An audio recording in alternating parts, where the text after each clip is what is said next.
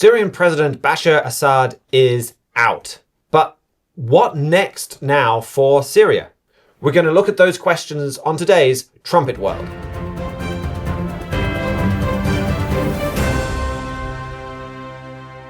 Welcome back to Trumpet World. My name is Richard Palmer, Assistant Managing Editor of thetrumpet.com. Last week, I sat down with Mihailo Zekic for a deep dive into Syria to give you the background you needed to understand what was happening there. And then this weekend, we saw huge news. Bashar Assad is out. And this is something Trumpet Editor-in-Chief Gerald Flurry forecast years ago based on Bible prophecy. He had a 2012 article, How the Syrian Crisis Will End, and he wrote, Biblical prophecy reveals that very soon Syria will no longer align with Iran. Well, now Assad has fled the country while the victorious rebels ransack the Iranian embassy. Syria no longer aligns with Iran. That has happened. So we can turn to the same source to look at what is next. We can combine world news with Bible prophecy to see where this is leading. And to help me do that, I'm joined once again by Mihailo Zekic. So Mihailo, Assad was an evil man. He gassed his own people. He's gone. Very few people are going to mourn him. There are plenty of evil people, though, in history that have been replaced by worse people, by chaos, by people maybe slightly less evil, but still pretty evil, or the country otherwise left with no solution. So what does the immediate future look like for Syria? Well, to be frank, I don't think anybody knows. On Saturday, of course, HTS, Hayat Tahrir al-Sham, that rebel group affiliated with al-Qaeda we talked about, they made it to Damascus. The next day, Bashar al-Assad resigned. Basically, the army, the official Syrian army, told those people to stand down. There's a lot of footage of people immediately disappearing and donning civilian clothes to join the army. And apparently some other rebel groups have met up with HTS and decided to start talking things over. There's still a little bit of holdover, obviously, from Assad's government. His number 2 man, Assad's deputy, is sticking around until the rebels can formally get their own government together.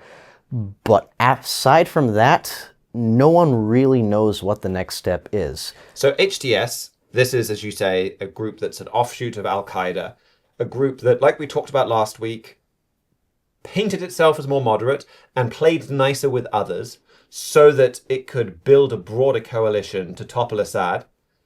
And whether that is a genuine belief or a tactic to create the coalition they needed to get rid of Assad, we will see very shortly.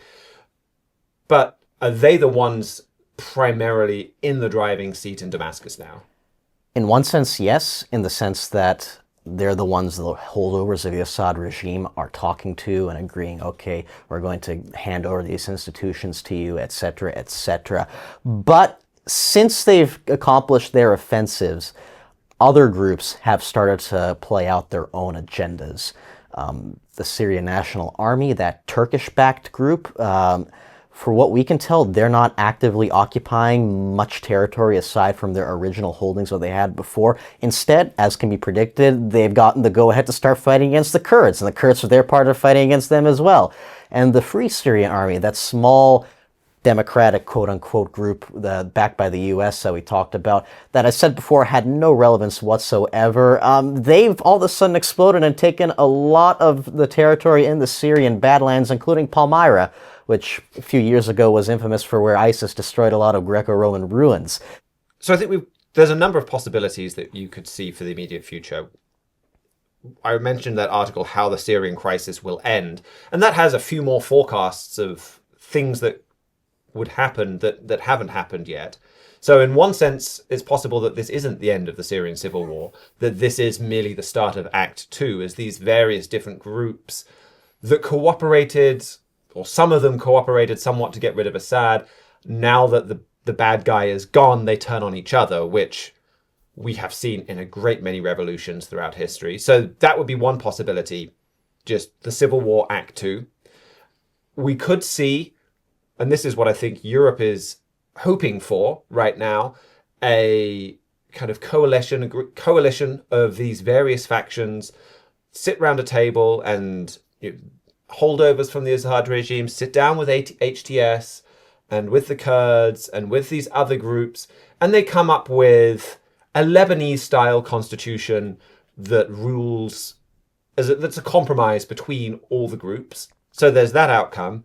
Or the other outcome is a new Assad, maybe a new Afghanistan. HTS take over and impose their will on everybody else. I mean, are there any kind of possible turns that I'm missing? And of those, where do you think it looks like we're heading?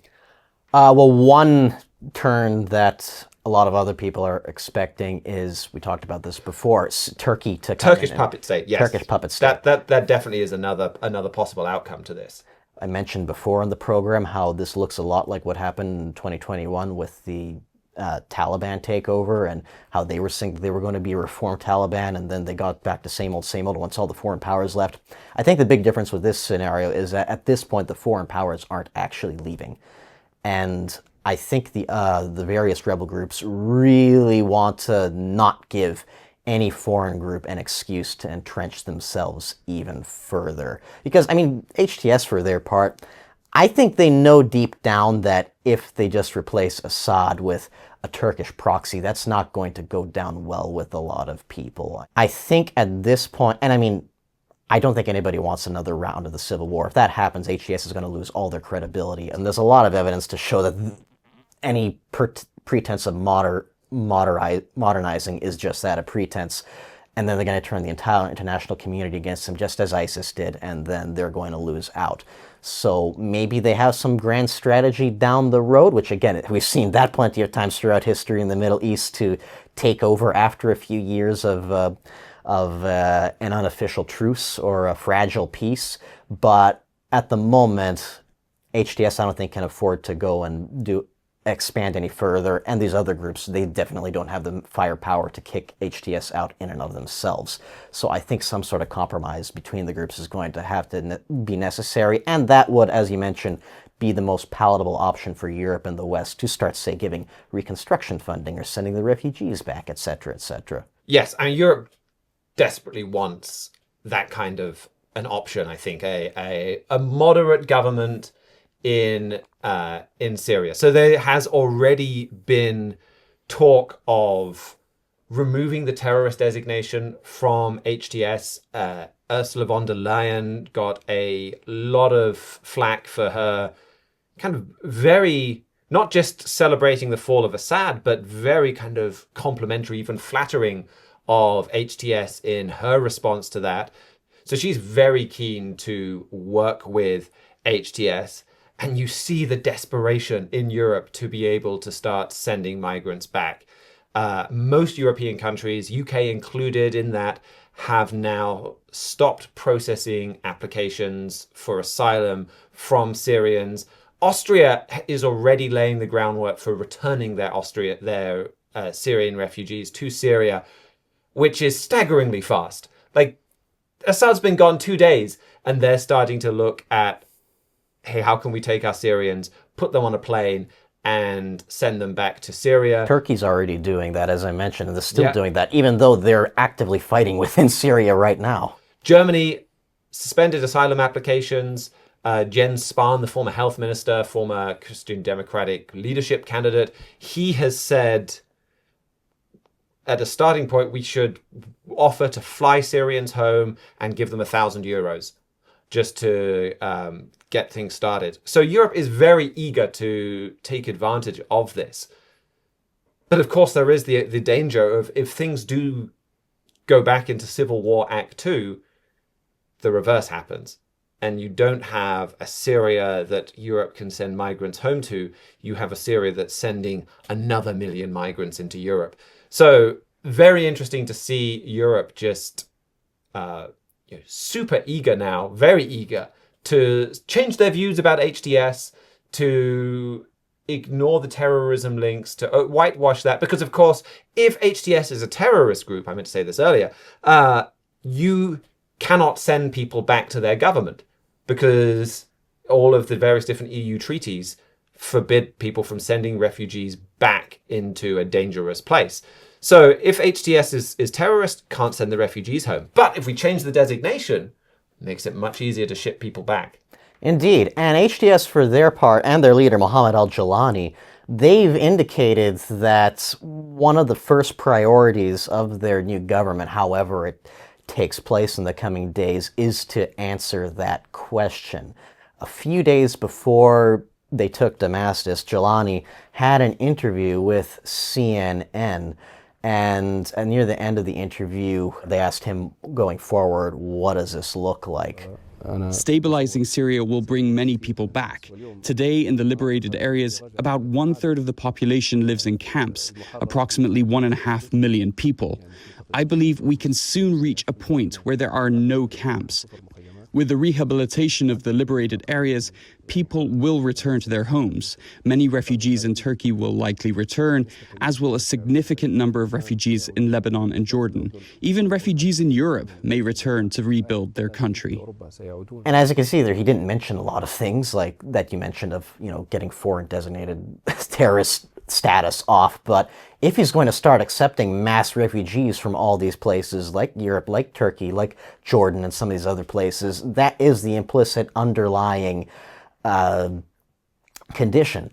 And there's a lot of funds he could unlock for himself. So Jens Spahn, again, this CDU politician, and CDU almost certainly would be the leaders in Germany after an election. He has called for an international conference on rebuilding Syria, where you would have Germany, Austria, Turkey, and Jordan sit around the table and talk about the future, but potentially unlock a whole lot of funds as well. And Germany has money. Germany can borrow money for that kind of thing a lot easier than a lot of other countries. But also there's a lot that can be done with European Union neighborhood funds and preferential trade deals. There are a lot of ways that Europe can financially reward Syria. And Europe has been going around doing this. Turkey got paid billions for locking up Syrian refugees in camp and preventing them from coming into Europe. Tunisia, Libya, a lot of these different governments get a lot of money for doing this.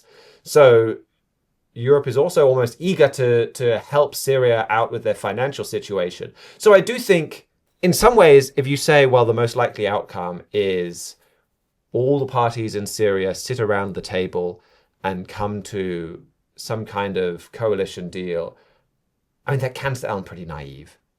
That you've got this HTS terrorist group and that they're just going to sit down and play nice with everybody else. But it's important to recognize there is a big pot of money available here. And so I think that makes it a little less of a naive proposition. I certainly do think the Civil War Act 2 and all of these parties fall out with each other and they kind of hate each other anyway. And with Assad gone, they just start like that. I still think is a very, very real possibility. But them coming together as a state with a strong Turkish influence, with some kind of with then European funding, you could see that happening as well. So I mentioned Mr. Fleury's forecasts at the start of this, that you would see Syria break away from Iran. And we have really seen dramatic fulfillment of Bible prophecy. That has happened. And he wrote that in 2012, how the Syrian crisis will end. And really, for the last few years, it's kind of looked like that article was wrong. That the Syrian crisis had ended, that it had calmed down, that Assad remained in power, and that Syria remained with Iran. And Mr. Fleury never backed away from that statement, though. As recently as our August Trumpet print edition, he said, Bible prophecy is clear, with or without Assad, Syria will break with Iran. But also, that's half the story. The other half of the story that he focused on and that the Bible focuses on is that it will align with Germany. And that's the end of that sentence. They will break with Iran and ally with Germany. So, and that is informed by this mysterious alliance that's prophesied in Psalm chapter 83. And we've got a 20-minute video up on my YouTube channel and on Rumble where I take you through exactly where that is prophesied in your Bible.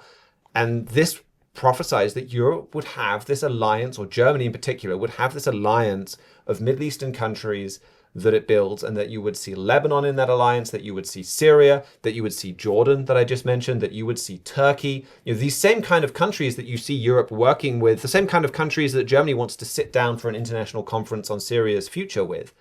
So that is where we're expecting this to go. And again, Mr. Fleury has talked about Germany playing that decisive role in Syria. And that, I think, is what to watch for over the time ahead. And so Germany leading that kind of international coalition to step forwards with money to rebuild Syria, a solution to its refugee crisis, that is very probably ultimately where we're heading. Now, the question is how quickly we get there, whether that comes in next. I think it's certainly very possible, like we just said, even consistent with Bible prophecy too, that the Syrian civil war continues, that you have this big mess there. And I think that is why it's really interesting to see what is happening in Syria going on at the same time as you have these political developments in Europe. And at the same time that you see Germany leaderless because their coalition lacks ahead and they're heading for elections that seem kind of inconclusive. France is leaderless. They don't have a prime minister. They don't have a majority in parliament. They can't do anything. The Spanish prime minister just lost his majority, and he's kind of got a lame duck government that no one can force out of office but lacks a majority in parliament. Like, Europe does have this massive opportunity in Syria right now. They also have a massive potential for crisis if everything falls apart and Syria becomes Afghanistan, but hundreds of miles closer to Europe and on the Mediterranean Sea. So Syria is opportunity and crisis for Europe. So just from that standpoint alone, you would expect Germany to be very, very focused on what happens to Syria, but also that it could play a role in Europe's appetite for a strong leader, and that this is something else where, well, we need a strong leader so that we can take advantage of the opportunities and so that we can head off the crisis. Indeed. Going back to what you were talking about with Iran, I think that's the first domino to fall before Europe has to come in. And with everything that's happened, a lot of people are writing Iran's epitaph. It was talked about in meetings before with this. Like, you're not saying that there's still a chance for Iran to come back in Syria, are you? Probably not. Probably not. But that it is premature to say Iran is finished as this power that dominates the Middle East. Of course, I was getting to that. But in regards to everything they planned out with the axis of resistance that they often talk about going against Israel, I mean, Hamas is finished. Hezbollah is on its last legs. Syria was the territory that connected Iran and Iraq and whatnot to Lebanon. That's all cut off right now. Syria was also, because Assad couldn't really tell the Ayatollah no, where they would experiment with a lot of weapons manufacturing and collaboration with the North Koreans, all these other things. That's all gone now.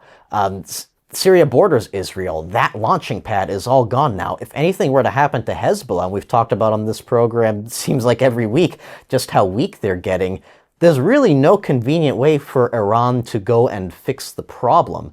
And for the rebels, for their part, this is very much an anti-Iranian offensive or revolution, almost as much as it is an anti-Assad revolution. When the rebels took Aleppo, the Iranian consulate there, they all packed their bags and left, and the rebels came and ransacked the place, defacing pictures of the Ayatollah. When they got into Damascus, they did the same thing, except this time it looks like there's a lot of sensitive documents the Iranians left behind that now the rebels have and can do whatever they want with, or Israel can find a way to get them. I'm sure they have the means to do so.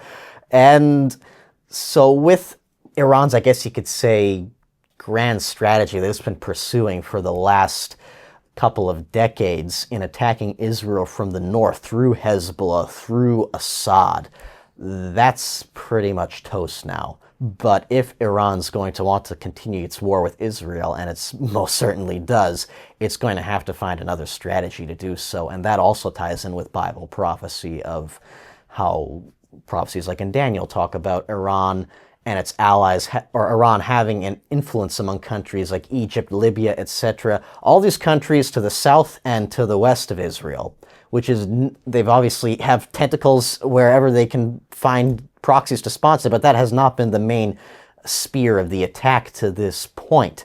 But it is still more or less the only avenue, the only place where they have significant amounts of influence left that's not going to be overturned like it has been into Israel's north for the past year.